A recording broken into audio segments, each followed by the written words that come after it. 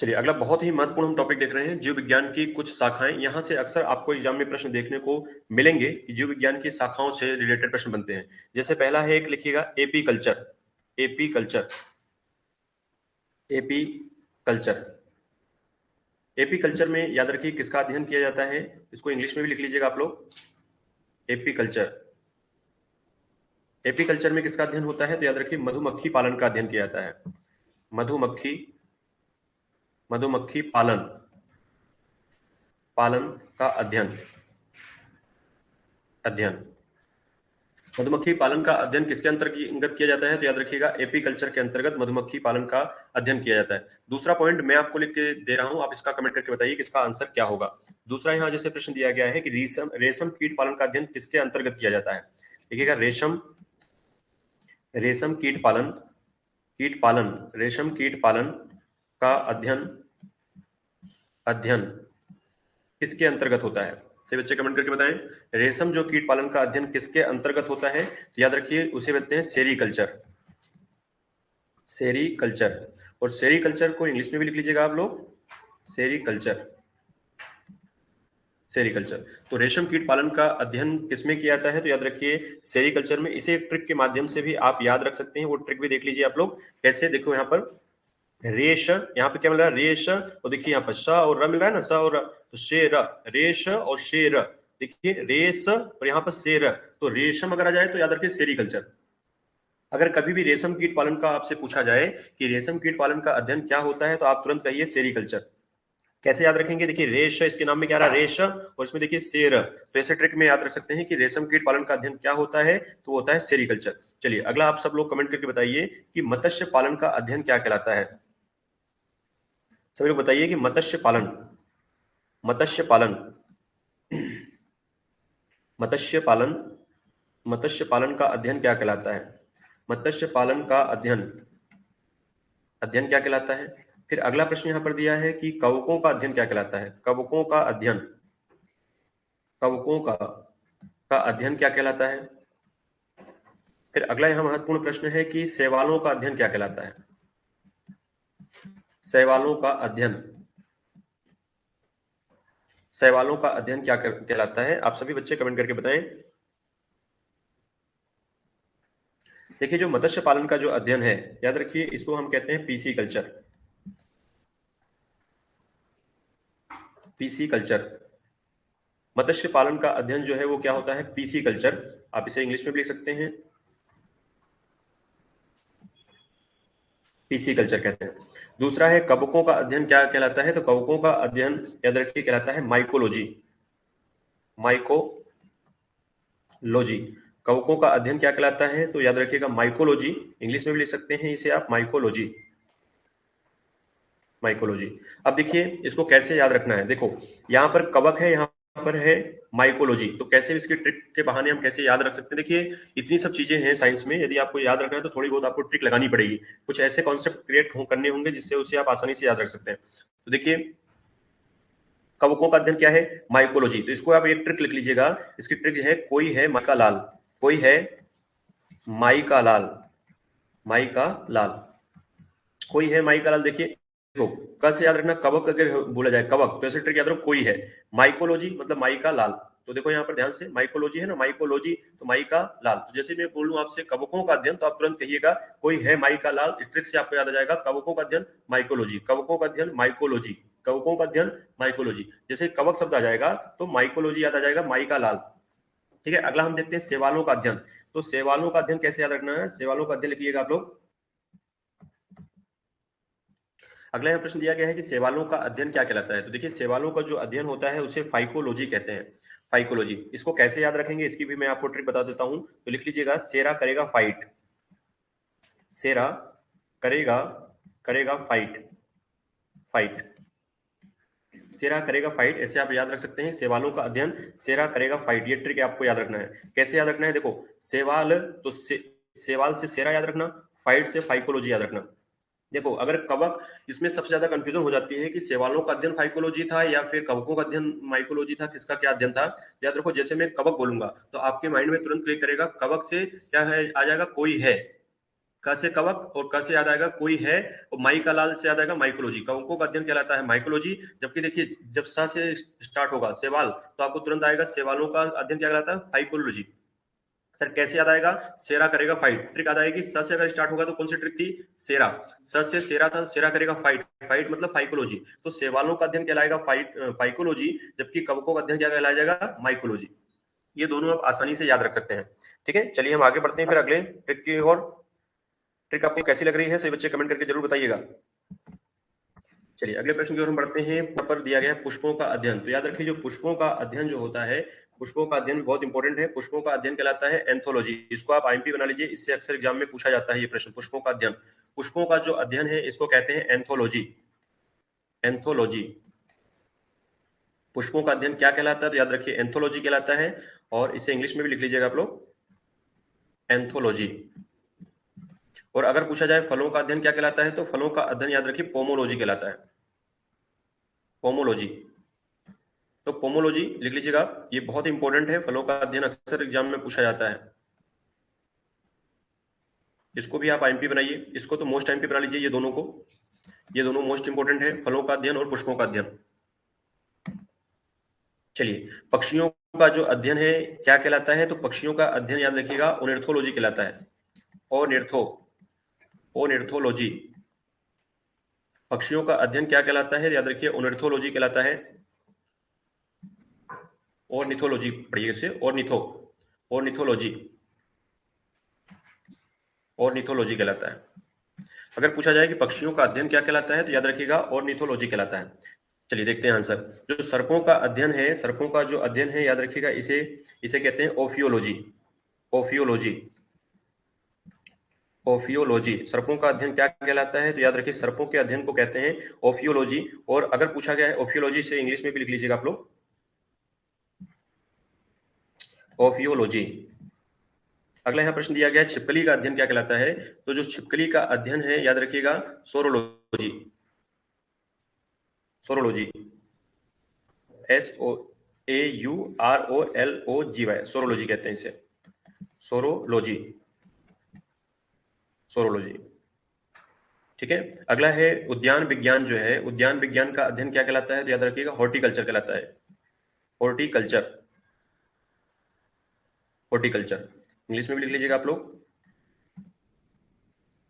Horticulture कहते हैं इसे। अगला यहाँ पर फूलों की खेती क्या कहलाती है, फूलों की खेती कहलाती है फ्लोरिकल्चर। फ्लोरिकल्चर, फूलों की खेती क्या कहलाती है, तो याद रखिएगा फ्लोरिकल्चर।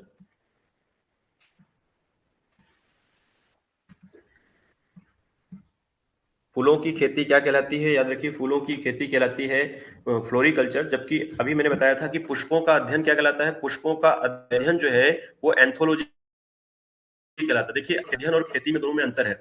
पुष्पों का तो जो अध्ययन करते हैं तो उसको हम क्या कहते हैं, एंथोलॉजी। जबकि अगर पुष्प या फूलों की जो खेती करते हैं उसको हम क्या बोलते हैं, फ्लोरिकल्चर। अब चलिए इनको हम कैसे ट्रिक के माध्यम से याद रख सकते हैं, कैसे। जैसे देखें छिपकली का अध्ययन अगर हम बात करें, छिपकली का अध्ययन क्या कहलाएगा, तो याद रखिए सोरोलॉजी कहते हैं। ओफियोलॉजी में क्या है, ओफियोलॉजी का अध्ययन किया था। छिपकली में कभी भी आप देखें जो छिपकली होती है वो दीवार पर रहती है लेकिन वो शोर नहीं करती है। तो याद रखिए ये शोर नहीं करती है, इसलिए इसके अध्ययन को हमने क्या कह दिया, सोरोलॉजी। वो घर में तो रहती है लेकिन क्या होता है वो कभी भी शोर नहीं करती है, इसलिए क्या कहा हमने उसको, सोरोलॉजी। तो अब देखिए उद्यान विज्ञान का अध्ययन क्या करता है, हॉर्टिकल्चर कहलाता है। तो हॉर्टिकल्चर आपने उद्यान विज्ञान में अपन देखें, कभी भी हार्वेस्टर वगैरह अगर चलाना हुआ, कभी भी खेती कर रहे हैं तो उसमें क्या करते हैं अपन, हार्वेस्टर वगैरह चला रहे हैं। तो उद्यान विज्ञान में अगर हार्वेस्टर, जैसे उद्यान है उसमें अपन बड़ी बड़ी खेती करनी है, तो उसमें अपन खेती करना है तो हल वगैरह चलाएंगे, तो हॉर्टिकल्चर याद रखो। तो कभी भी उद्यान विज्ञान याद आए तो उसमें क्या याद रखो, हर से हॉर्टिकल्चर। अगला है सर्पों का अध्ययन क्या कहलाता है, तो सर्पों का अध्ययन क्या होता है, ओफियोलॉजी। देखो ओफियोलॉजी कैसे याद रखेंगे, जैसे सर्प है यहाँ पर सांप, और देखो फियो में याद रखो फन। देखो तो अभी भी हमने सांप को देखा तो हमने क्या कहा, वो देखो वो फन फन काट रहा है, फन निकाल रहा है। तो ऐसे याद रखो ओफियो, ओफियो, ओफियो से फ से याद रखो, ट्रिक में फ से क्या याद रखो, फन। तो कभी भी सर्पों का अध्ययन पूछा जाए तो ओफियोलॉजी, जहां पे फ शब्द आ गया देखो बीच में, वो देखो फन फन निकाल रहा है ना। तो ऐसे सांप क्या है, फन निकाल रहा है। तो सांप से याद रखो ओफियोलॉजी। जबकि जो छिपकली है वो शोर नहीं करती है, वो दीवार पे रहती है लेकिन वो शोर नहीं करती है, वो फन वगैरह निकालती नहीं है, वो सिंपल चुपचाप दीवार पे रहती है। तो इसलिए बोलते हैं सोरोलॉजी। ऐसे ट्रिक से आप याद रखोगे तो आसानी से रहे, आपको याद हो जाएगी ये चीजें। चलिए, नंदलाल कह रहे हैं बिल्कुल मस्त ट्रिक है, बहुत बहुत धन्यवाद आपका। चलिए आइए अगले प्रश्न की ओर हम बढ़ते हैं। तो जो विटामिन की खोज करता थे, याद रखिए वो थे फंक। फंक, देखो इसकी ट्रिक भी मैं आपको बता दूं कैसे याद रख सकते हैं। मान लो कि एक बच्चा है छोटा सा, उसको पता चला कि भाई विटामिन जो है, विटामिन जैसे ही हम खाते पीते हैं तो विटामिन से क्या होता है, शरीर स्वस्थ हो जाता है। बच्चे को अस्पताल ले गए तो अस्पताल में डॉक्टर ने बताया कि इसके अंदर विटामिन की कमी है। तो उसको डॉक्टर ने क्या रखा, उस बच्चे को सिरप दे दी कि लो भाई इसको क्या है, सिरप को पीना है तुम्हें। उस बच्चे ने सोचा कि यार कि ये विटामिन रोज डॉक्टर ने बताया 5 ml सुबह, 5 ml शाम को पीना है। लेकिन बच्चे ने क्या किया, उस सोचा भैया इस विटामिन से मैं जल्दी तंदुरुस्त हो जाऊंगा। उसने पूरी बोतल ही उठा के क्या कर ली, पी ली। और पूरी बोतल ले ली तो विटामिन क्या हो गई, रिएक्शन कर गई। तो उसके क्या उग गए, पंख उग गए। उसके क्या हो गए, विटामिन ने ज्यादा असर दिखा दिया तो साइड साइड से उसके हाथों के बगल में क्या उग गए, पंख उग गए। तो याद रखो क्योंकि विटामिन ज्यादा पी लिया उसने, तो विटामिन ज्यादा पी लिया तो क्या हो गया, अभी पंख उग गए। तो पंख से याद रखो फंक, इसलिए उसकी खोज किसने कर दी, फंक ने कर दी। तो इसलिए याद रखो इसी से खोज हो गई। ऐसे ट्रिक से याद रखो कि विटामिन की खोज किसने की, तो फंक ने की। देखो ज्यादा विटामिन पी लिया तो क्या उग गया, पंख। तो पंख से क्या याद रखो, फंक। तो विटामिन के खोजकर्ता कौन है, फंक है। चलिए विटामिन बी की खोजकर्ता कौन थे, तो विटामिन बी के जो खोजकर्ता थे वो थे मैकुलन। इसको लिख लो, विटामिन बी के खोजकर्ता मैकुलन है और विटामिन डी के खोजकर्ता है हॉपकिंस। हॉपकिंस। अगर पूछा जाए विटामिन जो डी है इसके खोजकर्ता कौन है, तो विटामिन डी के खोजकर्ता है हॉपकिंस है। यहाँ लिखिएगा हॉपकिंस, हॉपकिंस, हॉपकिंस। अगर पूछा जाए होम्योपैथी के जो जनक हैं या फिर इसके आविष्कार किसने किया था, याद रखिए हैनीमैन। किसने किया था, हैनीमैन। एनी मैन ने इसका आविष्कार किया था। चलिए अगला हम बात करते हैं डायबिटीज। डायबिटीज को इसकी खोजकर्ता कौन थे, आविष्कार किसने किया था, याद रखिएगा ये किया था बेटिंग ने। अक्सर आपको इसका नाम नाम मिलता है बेटिंग तथा बेस्ट करके। तो याद रखिए ये किसने खोजा था, तो भैया याद रखिए बैटिंग ने खोजा था। अगला है पोलियो वैक्सीन। अगला प्रश्न आप लिखिएगा पोलियो वैक्सीन, याद रखिए जॉन ई साल्क ने की थी। John E Salk, John E Salk ने खोज की थी किसकी, पोलियो वैक्सीन की। बैक्टीरिया की खोज किसने की थी, तो याद रखिए ल्यूवेन हॉक। लुवेन लुवेन हॉक ने बैक्टीरिया की खोज की थी। ये भी नोट कर लीजिए आप सब लोग। कुछ जीवधारियों के, कुछ जीवधारियों के, कुछ जीवधारियों के वैज्ञानिक नाम। वैज्ञानिक नाम ये भी आपको याद रखना है कि कुछ जीवधारियों के वैज्ञानिक नाम कौन कौन से हैं, जिसमें बहुत ज्यादा पूछा जाता है। जिसमें एक सबसे पहला मोस्ट टाइम पे बना लीजिएगा, पहला पूछा जाता है मनुष्य का वैज्ञानिक नाम बताइए। मनुष्य का वैज्ञानिक नाम क्या है, जिसको मैन कहते हैं, मनुष्य का वैज्ञानिक नाम क्या है, तो याद रखिए होमोसेपियंस है। क्या है, होमोसेपियंस। होमोसेपियंस किसका वैज्ञानिक नाम है, याद रखिए मनुष्य का वैज्ञानिक नाम है। दूसरा जो महत्वपूर्ण है वो पूछा जाता है मेढक। मेढक का वैज्ञानिक नाम है, मेढक को फ्रॉग कहते हैं। मेढक का वैज्ञानिक नाम क्या है, तो याद रखिए Rana tigrina. Rana tigrina, Rana tigrina. अगर पूछा जाए मेढक का वैज्ञानिक नाम, तो मेढक का जो वैज्ञानिक नाम होता है वो होता है राना टिग्रीना। ये लगातार टरटराता रहता है मेढक, तो इससे याद रखो टिग्रीना। ठीक है। मनुष्य कहाँ रहते हैं, होम में रहते हैं, घर में रहते हैं, तो इससे ट्रिक याद रखो होमोसेपियंस। मनुष्य होम में रहते हैं इसलिए याद रखिए होमोसेपियंस। मेढक क्या होते हैं, लगातार टटराते रहते हैं, अपने आप में ये राणा बनते हैं, तो इससे याद रखो राणा टिग्रीना। ठीक है। तीसरा है, तीसरा लिखिएगा बिल्ली। बिल्ली का अगर पूछा जाए कि बिल्ली का जो है वैज्ञानिक नाम क्या है, तो बिल्ली इसे कैट कहते हैं, तो याद रखिए इसका है Felis domestica. Felis domestica, Felis domestica. देखिए कैसे हम याद रख सकते हैं इसको, कि मान लीजिए एक बिल्ली है, बिल्ली, और बिल्ली अक्सर आप देखते हैं घरों में मिल जाती है। तो बिल्ली क्या है, हमने फर्श लगवाए, फर्श। तो फर्श पे क्या हुआ, डोमेस्टिका मतलब घरेलू। डोमेस्टिक अगर शब्द जो बना है, डोमेस्टिक मतलब घरेलू चीज। तो बिल्ली घर में अक्सर मिल जाती है। तो हमने क्या किया, बिल्ली को हमने घर में रखा हुआ है। तो वो क्या है, कोई भी अगर वो बिल्ली चूहे को देख लेती है तो वो तेजी से दौड़ती है उसके पीछे पकड़ने के लिए। तो क्या होती है, उस पर फिसल जाती है। डोमेस्टिका मतलब घर में रहती है। तो जब बिल्ली उस चूहे के पीछे दौड़ रही है तो उस पर क्या होती है, पहले फर्श नहीं था लेकिन हमने फर्श लगा दिया, तो बिल्ली क्या है, बार बार फिसल जाती है। फिसल जाती है तो याद रखो फेलिस। फिसल गई तो याद रखो बिल्ली क्या हुई, घरों में पाई जाती है। घरों में आजकल अक्सर आप देखेंगे हर घर में लगभग फर्श लगा पाए जाते हैं। तो बिल्ली जो है घरों में पाई जाती है, तो घरों में लग गए आजकल क्या, फर्श। और फर्श लगने से बिल्ली क्या गई, फिसल गई, बार बार फिसल रही है। तो फेलिस घरों में पाई जाती है, इसलिए ये लिखो डोमेस्टिका, तो फेलिस डोमेस्टिका से याद रखिएगा। मनुष्य क्या है, मनुष्य घर में पाया जाता है, इसलिए ट्रिक याद रखिए होमो सेपियंस। मेढक जो है, मेढक लगातार टरटराता रहता है, अपने आप में ये राणा बनता है, तो याद रखिए राणा टिग्रीना हो गया। बिल्ली फर्श पे गई, फिसल गई, तो याद रखो फेलिस डोमेस्टिका। चलिए, उम्मीद करता हूं इतनी सब चीजें आपको याद हो गई होंगी। चलिए आगे हम हम्म चलिए। अच्छा, बच्चे बोल रहे हैं हिंदी में लिख दीजिए, ओके बेटा। तो इसको होमो सेपियंस लिख लीजिएगा आप, Homo sapiens, sapiens, Homo sapiens. और इसको हिंदी में लिख लीजिएगा Rana tigrina, Rana tigrina, Rana tigrina. और इसको हिंदी में लिख सकते हैं Felis domestica, Felis domestica, domestica. बेटा इसको पढ़ना ऐसा ही है, क्योंकि वैज्ञानिक नाम है तो इसको हिंदी नहीं करना कि फेलिस का हिंदी क्या होता है, डोमेस्टिका का हिंदी। इसको ऐसे ही आएंगे आपके एग्जाम में और ऐसे ही पढ़ना है। चलिए अगले प्रश्न की ओर हम बढ़ते हैं। अगला जो महत्वपूर्ण प्रश्न है, देखिएगा, कुत्ते का वैज्ञानिक नाम क्या होता है। कुत्ता, कुत्ता जो है डॉग, इसका वैज्ञानिक नाम क्या होता है। तो इसका जो वैज्ञानिक नाम होता है वो होता है कैनिस फैमिलियर्स। देखिएगा CANIS, कैनिस फैमिलियर्स, फैमिलियरिस। देखिएगा, तो लिख सकते हैं इसको कैनिस, कैनिस फैमिलियर्स, फैमिलियरिस। तो कैनिस फैमिलियर्स, देखो कुत्ता क्या होता है, कुत्ता इंसानों से अक्सर फैमिलियर होता है, परिचित होता है। तो याद रखो फैमिलियर होता है, इसलिए फैमिलियरिस याद रखेंगे। कुत्ता इंसानों से क्या होता है, फैमिलियर होता है ना, तो फैमिलियर होने के कारण उसको याद रखिए कि कुत्ता जो है वो इंसानों से फैमिलियर होता है। तो इसलिए फैमिलियर वर्ड से याद रखना कि अगर ऑप्शन में अगर याद भी नहीं है तो भी ऑप्शन देख के आप लगा दोगे कि कुत्ता इंसानों से फैमिलियर होता है, इसलिए क्या हो जाएगा, फैमिलियरिस हो जाएगा। अगला है, अगला इंपॉर्टेंट है, वो है गाय, गाय। तो गाय का वैज्ञानिक नाम भी अक्सर एग्जाम में पूछा जाता है, तो गाय याद रखिए बोस, बोस इंडिकस। तो देखो गाय क्या है, गाय को हम कहते हैं गाय हमारी माता है। तो गाय हमारी माता है, तो याद रखिए गाय को पशुओं में क्या है, सबसे हम पूजनीय मानते हैं। तो इसलिए गाय क्या हुई, बॉस हुई सबकी, सभी में क्या हुई, बॉस हुई। तो भैया इंडिया में सब लोग क्या मानते हैं, उसको सबसे पूजनीय मानते हैं। तो गाय की पूजा होती है, गाय को माता कहते हैं। तो याद रखिए गाय सब इंडिया में क्या है, बॉस के समान है। सब जानवरों में क्या है, पशुओं में बॉस है, तो इसलिए बॉस इंडिकस। ठीक है। अगला देखिए, अगला है मक्खी, मक्खी का भी पूछा जाता है।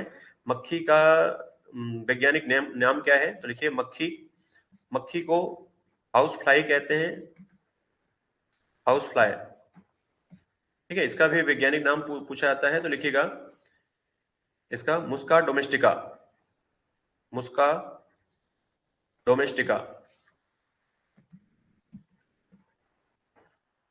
देखिएगा मक्खी जो है, देखो म से मक्खी, म से मुस्का।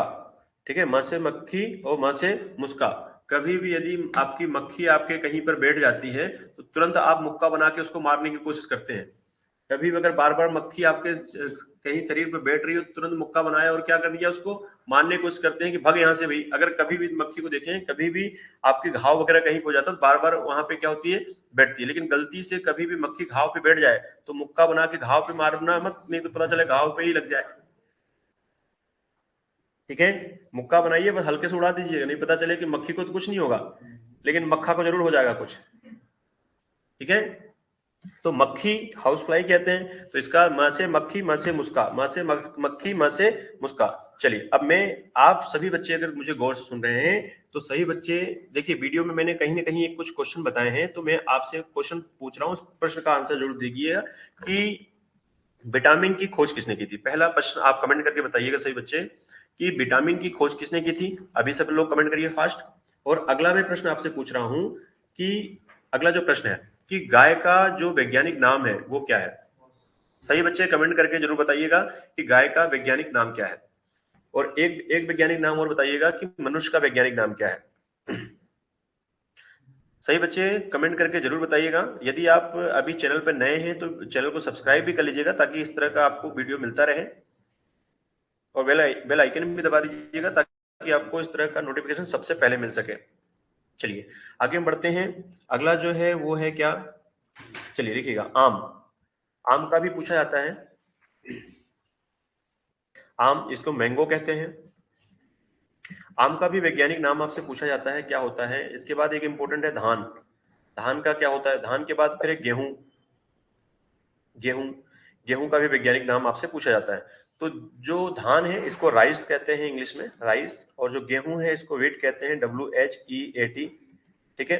तो जो मैंगो है, आम, इसको इंग्लिश में इसका जो साइंस का जो वैज्ञानिक नाम है वो क्या है, लिख लीजिएगा, मैंगीफेरा इंडिका।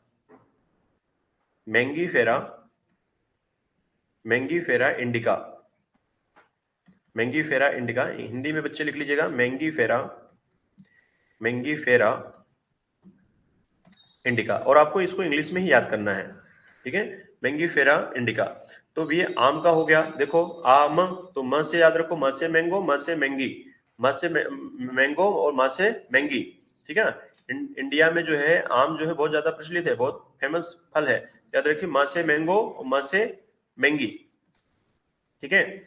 चलो देखिए अगला है धान। धान का जो है वैज्ञानिक नाम वो क्या है, वो है ओराइजा सटाइवा। लिखिएगा, ORYZA, ओराइजा सटाइवा। तो इसको लिख लीजिएगा, ओराइजा सटाइवा। ठीक है, ओराइजा सटाइवा, हिंदी में भी लिख सकते हैं आप, ओराइजा सटाइवा। और गेहूं का भी पूछा जाता है। गेहूं का है, गेहूं का लिख लीजिएगा, ट्रिटिकम, ट्रिटिकम, AESTIVUM, एस्टिवम। लिखिएगा, Triticum, Triticum, Triticum aestivum, aestivum, Triticum aestivum. इसको कैसे याद रखें, ओराइजा, ओराइजा सटाइवा।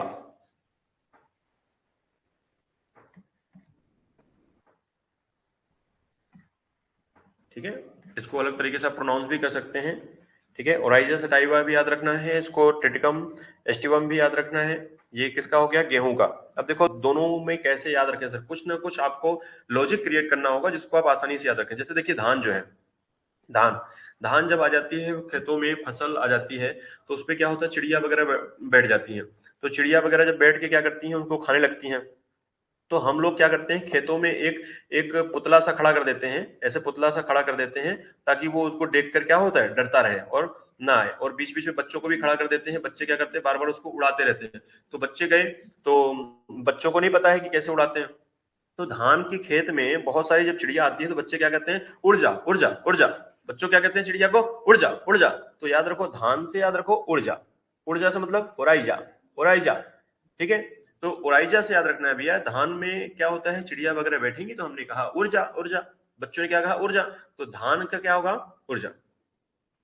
नहीं तो अब कैसे याद रखें, बच्चों ने कहा उड़ जा, नहीं तो गाल में एक सटा के देंगे खींच के। ठीक है, चिड़िया से क्या बोला कि चल उड़ जा, नहीं तो गाल में एक सटा के देंगे। तो याद रखो सटाई बा।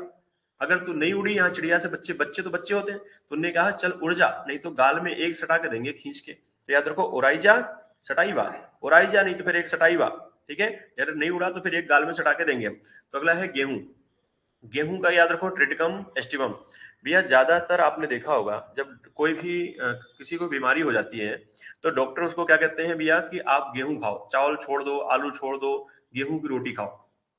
तो गेहूं जो है वो ज्यादातर ट्रीटमेंट में यूज होता है, ट्रीटमेंट में। तो गेहूं को कैसे याद रखो, गेहूं कैसे, ट्रिटिकम, ट्रिटिकम मतलब ज्यादातर ट्रीटमेंट जो होते हैं वो गेहूं से। कभी आप देखना, जो पेशेंट वगैरह होते हैं, तो उनको डॉक्टर क्या कहते हैं, भैया आप गेहूं की रोटी खाओ, गेहूं की रोटी खाओ, चावल वावल बंद कर दो, चावल बंद कर दो, मीठा बंद कर दो। और क्या कोई भी आलू जैसे आलू वगैरह जो चीजें हैं, तो वो उनको वसा वाली चीजें क्या कर दो, बंद कर दो। तो सर वो पूछते हैं क्या खाएं, तो बोले भैया रोटी खाओ, रोटी दाल खाओ। रोटी दाल खाओ मतलब ज्यादातर ट्रीटमेंट जो हो जाते हैं वो किससे हो जाते हैं, गेहूं से। तो गेहूं से याद रखो, ट्रिटिकम, ट्रिटिकम एस्टिवम।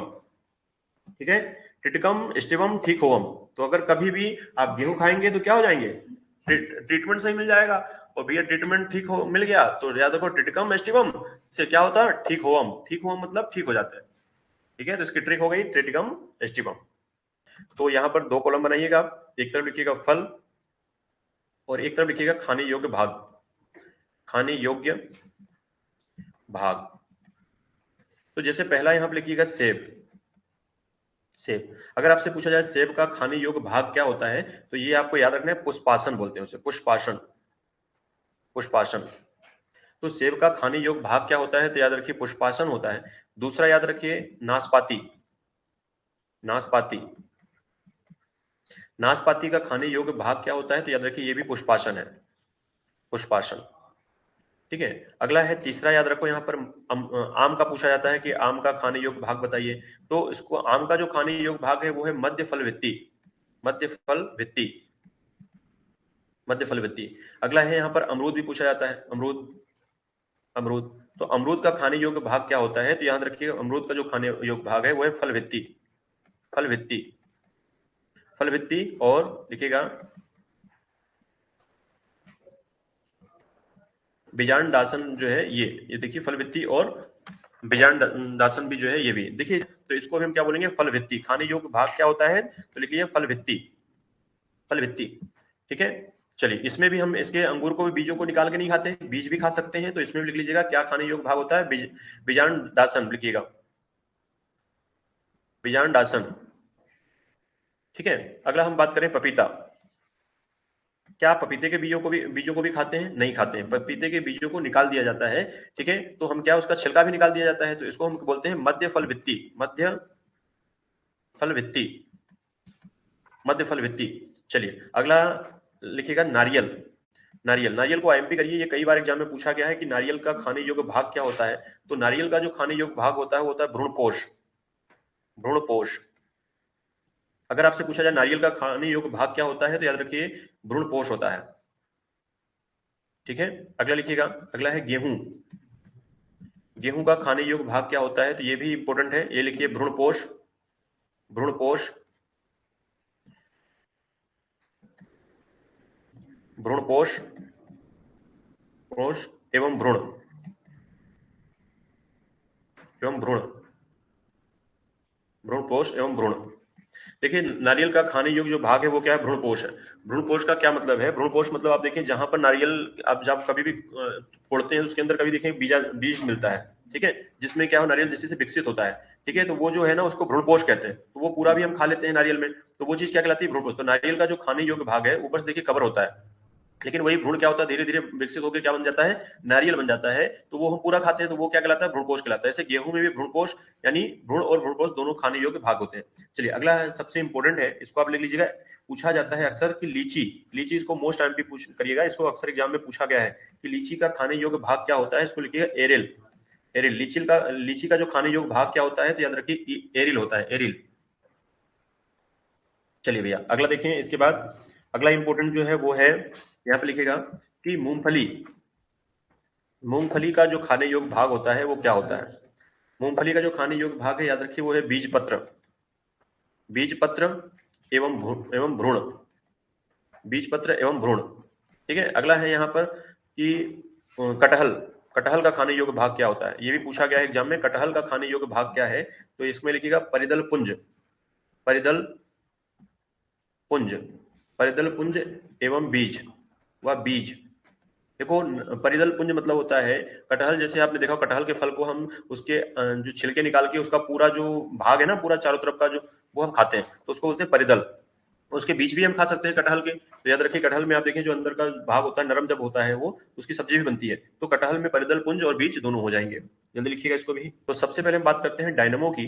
डायनमो जिसको हम जनरेटर भी कहते हैं। ठीक है। तो यांत्रिक ऊर्जा को विद्युत ऊर्जा में परिवर्तित करता है, लिखिएगा यांत्रिक ऊर्जा। ऊर्जा को विद्युत ऊर्जा में। यांत्रिक ऊर्जा को विद्युत ऊर्जा में। अगर आपसे पूछा जाए कि जो डायनेमो, जैसे आपने देखी डायनेमो क्या है, एक जनरेटर मान लीजिए, तो जनरेटर क्या है, एक यंत्र है। यंत्र को जब हम स्टार्ट करते हैं तो वो क्या बनती है, उससे विद्युत बनती है। तो यांत्रिक ऊर्जा किसमें कन्वर्ट हो गई, विद्युत ऊर्जा में। ऐसे आप याद रखिए। दूसरा है मोमबत्ती। मोमबत्ती क्या होती है, एक केमिकल से बनी होती है, रसायन से बनी होती है। ठीक है। तो रासायनिक ऊर्जा को क्या करेगी, इससे प्रकाश उत्पन्न हो जाता है, ऊष्मा उत्पन्न होती है, साथ में देखिए गर्मी भी उत्पन्न होती है ना, जब वो गर्म होता है, जब जलता है तो ये क्या होगी मोमबत्ती। तो देखिए रासायनिक ऊर्जा को प्रकाश ऊर्जा में। रासायनिक रासायनिक ऊर्जा को प्रकाश एवं ऊष्मा ऊर्जा में। प्रकाश एवं ऊष्मा ऊर्जा में। ऊर्जा में देखिए क्या, जैसे मान लो कि मोमबत्ती है, मोमबत्ती क्या है, केमिकल की बनी होती है, रसायन की बनी होती है, तो रासायनिक जो ऊर्जा है उसको प्रकाश ऊर्जा और ऊष्मा दोनों बदलती है, यानी प्रकाश भी होता है उससे और साथ में क्या होती है, ऊष्मा भी निकलती है, यानी गर्माहट भी होती है, आप देखिए उसके ऊपर। तो इसलिए मोमबत्ती किसमें बदलेगी भैया, याद रखिए रासायनिक ऊर्जा को किसमें बदल देगी, प्रकाश ऊर्जा में बदल देगी। अगला है यहाँ पर माइक्रोफोन, माइक्रोफोन किसमें होता है, ध्वनि ऊर्जा को विद्युत ऊर्जा में बदलता है, लिखिएगा माइक्रोफोन ध्वनि ऊर्जा को विद्युत ऊर्जा में, विद्युत ऊर्जा में माइक्रोफोन, माइक्रोफोन किसमें बदलता है, ध्वनि ऊर्जा को विद्युत ऊर्जा में। कभी भी आप देखें, जो आप जब बोलते हैं स्पीकर वगैरह में, जब आप बोलते हैं तो ध्वनि आप बोलते हैं, लेकिन ध्वनि को जैसे आपने देखिए एक स्पीकर लगा रखा होता है, आपने माइक लगा रखा हो, माइक माइक में जब आप बोलते हैं तो आपकी ध्वनि होती है, लेकिन ध्वनि कन्वर्ट हो जाती है किसमें, विद्युत में कन्वर्ट होकर क्या होता है, वो स्पीकर को जो लाउड स्पीकर लगे होते हैं उसमें आपकी आवाज आती है। तो आपने तो उसमें माइक्रोफोन में क्या किया, आपने बोला और बोलने के बाद वो क्या हुई, ध्वनि थी आपकी, ध्वनि जो ऊर्जा थी वो कन्वर्ट हो गई किसमें, विद्युत में कन्वर्ट होकर आपकी आवाज क्या हो गई, तेज हो गई। तो ये किसमें बदलेगा, विद्युत ऊर्जा में। अगला है लाउड स्पीकर, लाउड स्पीकर के बारे में लिखिएगा विद्युत ऊर्जा को ध्वनि ध्वनि ऊर्जा में, लिखिएगा विद्युत विद्युत ऊर्जा को ध्वनि ऊर्जा में, ध्वनि ऊर्जा में, ध्वनि ऊर्जा में इसके को समझिए कैसे। जैसे मान लो लाउड स्पीकर तो क्या होता है भाई, ये विद्युत से चलता है, ठीक है, विद्युत से, लेकिन उसमें क्या आ जाती है, ध्वनि। आपने देखा लाउड स्पीकर में जब हम बोलते हैं वो तो विद्युत से चल रहा था, तो विद्युत से चल रहा था, लेकिन हमने जब बोला तो उसने क्या है, ध्वनि उत्पन्न कर दी, तो विद्युत से क्या उत्पन्न हो गई, ध्वनि। तो इसलिए लाउड स्पीकर किस ऊर्जा को किसमें परिवर्तित करेगा, विद्युत ऊर्जा को ध्वनि ऊर्जा में परिवर्तित करता है। सोलर सेल होता है, सोलर सेल किसको बदलता है, तो सौर ऊर्जा को विद्युत ऊर्जा में, लिखिएगा सौर ऊर्जा को, सौर ऊर्जा को विद्युत ऊर्जा में, विद्युत ऊर्जा में। देखिए कैसे, आपने देखा होगा जो सोलर सेल जो आपने छतों पर लगे होते हैं, वो देखा होगा आपने सूर्य की ऊर्जा से रिचार्ज हो जाते हैं, ठीक है, उससे क्या होती है, घर में बल्ब वगैरह जलने लगते हैं। तो सौर ऊर्जा मतलब सूर्य की ऊर्जा, सूर्य की ऊर्जा से हमने क्या कर दिया, विद्युत जला दी, तो भैया सौर ऊर्जा किसमें परिवर्तित कर दिया उसने, विद्युत ऊर्जा में कर दिया। तो सोलर सेल क्या काम करते हैं, सौर ऊर्जा को विद्युत ऊर्जा में कन्वर्ट करने का काम करते हैं। ट्यूबलाइट में देखिए कौन सी ऊर्जा किसमें होती है, तो विद्युत ऊर्जा को प्रकाश ऊर्जा में, लिखिएगा इसको विद्युत ऊर्जा को प्रकाश ऊर्जा में, प्रकाश ऊर्जा में। चलिए देखिए कैसे, जैसे मान लो कि अपन ने ट्यूबलाइट जलाई, तो ट्यूबलाइट तो जली किससे, विद्युत से, यानी लाइट से। जब हम उसको करंट देते हैं तो उसमें विद्युत हुई ट्रांसफर, और विद्युत ने, और उसने क्या कन्वर्ट कर दिया, लाइट कन्वर्ट कर दी, प्रकाश कन्वर्ट कर दिया। तो जैसे ही आप देखें प्लग लगाते हैं तो उसमें करंट ट्रांसफर हो जाता है, तो करंट से क्या हो गया फिर वो प्रकाश में कन्वर्ट हो गया, बल्ब जल गया। तो विद्युत किस में कन्वर्ट हो गई, लाइट में, यानी प्रकाश में। तो विद्युत ऊर्जा को किस में कन्वर्ट कर रहा है, वो प्रकाश ऊर्जा में कन्वर्ट कर रहा है। अगला लिखिए विद्युत मोटर, विद्युत मोटर देखिए विद्युत ऊर्जा को यांत्रिक ऊर्जा में, विद्युत ऊर्जा को यांत्रिक ऊर्जा में। देखिए कैसे, जैसे विद्युत मोटर है, जो घरों में आपने देखा होगा पानी भरने की जो मोटर है, तो वो क्या है, विद्युत से चलती है, मतलब लाइट से चलती है। तो लाइट से है विद्युत ऊर्जा, लेकिन उससे क्या हुआ, यंत्र स्टार्ट हो गया, यंत्र मतलब जो मोटर है वो क्या हो गई, स्टार्ट हो गई। तो वो क्या हो गया, यंत्र ऊर्जा में बदल गया ना। आपने देखा पानी चलने लगा, पानी आने लगा, तो विद्युत आपने दी और उससे लाइट नहीं जली। कभी भी क्या मोटर से लाइट जलती है क्या, प्रकाश उत्पन्न होता है, नहीं होता है। तो भैया विद्युत से हुआ क्या, यंत्र स्टार्ट हो गया ना, तो यंत्र आपकी मोटर जो है वो चालू हो गई। तो यानी विद्युत ऊर्जा किसमें कन्वर्ट हो गई, यांत्रिक ऊर्जा में, जिसके कारण यंत्र स्टार्ट हो गया और मोटर में पानी आने लगा। तो विद्युत ऊर्जा किसमें कन्वर्ट हो जाएगी, यांत्रिक ऊर्जा में। जल्दी से नोट करिए, फिर हम आगे बढ़ते हैं इसे। देखिए जो सोलर सेल होता है, सोलर सेल किसको बदलता है, तो सौर ऊर्जा को विद्युत ऊर्जा में, लिखिएगा सौर ऊर्जा को, सौर ऊर्जा को विद्युत ऊर्जा में, विद्युत ऊर्जा में। देखिए कैसे, आपने देखा होगा जो सोलर सेल जो आपने छतों पर लगे होते हैं, वो देखा होगा आपने सूर्य की ऊर्जा से रिचार्ज हो जाते हैं, ठीक है, उससे क्या होती है, घर में बल्ब वगैरह जलने लगते हैं। तो सौर ऊर्जा मतलब सूर्य की ऊर्जा, सूर्य की ऊर्जा से हमने क्या कर दिया, विद्युत जला दी। तो भैया सौर ऊर्जा किसमें परिवर्तित कर दिया उसने, विद्युत ऊर्जा में कर दिया। तो सोलर सेल क्या काम करते हैं, सौर ऊर्जा को विद्युत ऊर्जा में कन्वर्ट करने का काम करते हैं। ट्यूबलाइट में देखिए कौन सी ऊर्जा किसमें होती है, तो विद्युत ऊर्जा को प्रकाश ऊर्जा में, लिखिएगा इसको विद्युत ऊर्जा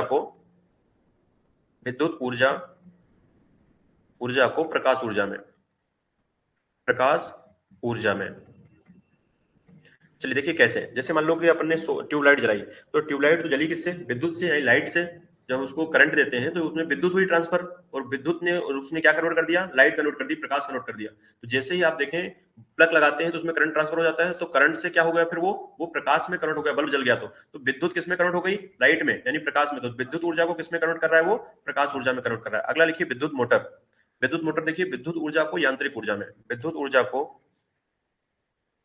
विद्युत ऊर्जा को यांत्रिक ऊर्जा में, देखिए कैसे, जैसे विद्युत मोटर है, जो घरों में आपने देखा होगा पानी भरने की जो मोटर है, तो वो क्या है, विद्युत से चलती है, मतलब लाइट से चलती है। तो लाइट से है विद्युत ऊर्जा, लेकिन उससे क्या हुआ, यंत्र स्टार्ट हो गया, यंत्र मतलब जो मोटर है वो क्या हो गई, स्टार्ट हो गई। तो वो क्या हो गया, यंत्र ऊर्जा में बदल गया ना। आपने देखा पानी चलने लगा, पानी आने लगा, तो विद्युत आपने दी और उससे लाइट नहीं जली। कभी भी क्या मोटर से लाइट जलती है क्या, प्रकाश उत्पन्न होता है, नहीं होता है। तो भैया विद्युत से हुआ क्या, यंत्र स्टार्ट हो गया ना। तो यंत्र आपकी मोटर जो है वो चालू हो गई, तो यानी विद्युत ऊर्जा किसमें कन्वर्ट हो गई, यांत्रिक ऊर्जा में, जिसके कारण यंत्र स्टार्ट हो गया और मोटर में पानी आने लगा। तो विद्युत ऊर्जा किसमें कन्वर्ट हो जाएगी, यांत्रिक ऊर्जा में। जल्दी से नोट करिए, फिर हम आगे बढ़ते हैं इसे। यहाँ दिया है विद्युत बल्ब। देखिए विद्युत बल्ब जो है, विद्युत बल्ब क्या करेगा, विद्युत ऊर्जा को प्रकाश और ऊष्मा में परिवर्तित करेगा। तो लिखिएगा विद्युत विद्युत ऊर्जा ऊर्जा को प्रकाश एवं ऊष्मा ऊर्जा में, एवं ऊष्मा ऊष्मा ऊर्जा में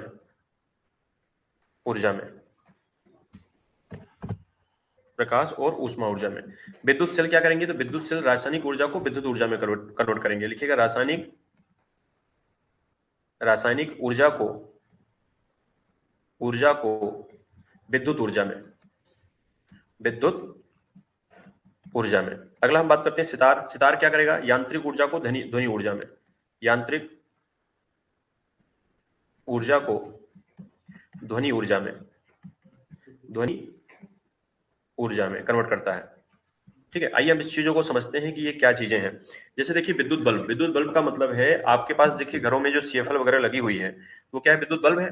तो विद्युत बल्ब जो है, बल्ब सिंपल सी बात है, कोई बल्ब आप लगा लीजिए 100 वाट का भी लगा लीजिए, तो वो विद्युत ऊर्जा जो हैगी होगी वो किसमें कन्वर्ट हो जाएगी, प्रकाश में और ऊष्मा में। कैसे, जैसे आपने बल्ब लगाया है, तो बल्ब में आपने क्या दी, लाइट दी, विद्युत दिया, यानी कोई भी करंट दिया, तो उससे क्या हुआ, प्रकाश उत्पन्न हो गया कि नहीं हो गया, प्रकाश भी उत्पन्न होगा, साथ में वो बल्ब क्या करता है, वो गर्मी भी उत्पन्न करता है, ऊष्मा भी उत्पन्न करता है। यानी देखिए कभी बल्ब के ऊपर आप हाथ लगा के देखिए तो वहां गर्माहट भी उत्पन्न होती है, तो वो प्रकाश भी उत्पन्न करेगा और क्या करेगा, ऊष्मा भी उत्पन्न करेगा। तो विद्युत ऊर्जा किसमें कन्वर्ट हो गई, प्रकाश और ऊष्मा ऊर्जा में। इसलिए आपका ये आंसर समझ में आ गया होगा सबको। अगला देखिए विद्युत सेल क्या है। विद्युत सेल क्या होगा कि रासायनिक ऊर्जा को किसमें बदलता है, विद्युत ऊर्जा में।